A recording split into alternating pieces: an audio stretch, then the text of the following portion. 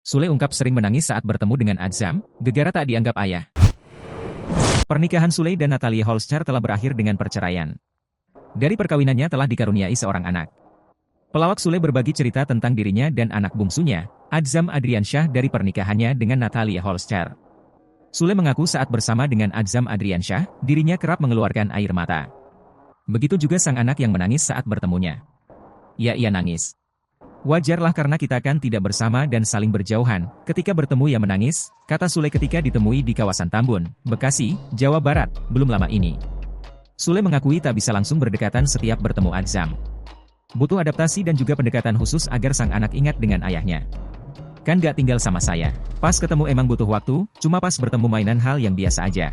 Tapi saya senang bisa ketemu anak, ucapnya. Ayah Rizky Febian ini mengakui tidak ada jadwal khusus untuk bertemu Adzam. Ia bisa menemui anaknya mengikuti waktu ibu dari anaknya. Pertama yang diurus banyak jadi sibuk, yang penting kewajiban buat Adzam masih dijalankan, ketemu ya cari waktu disempetin.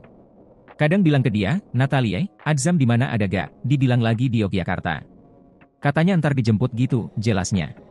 Kadang miss aja gak ketemu waktunya. Mamanya dan ayahnya Adzam pada sibuk jadi jarang saya ketemu Adzam, tambahnya.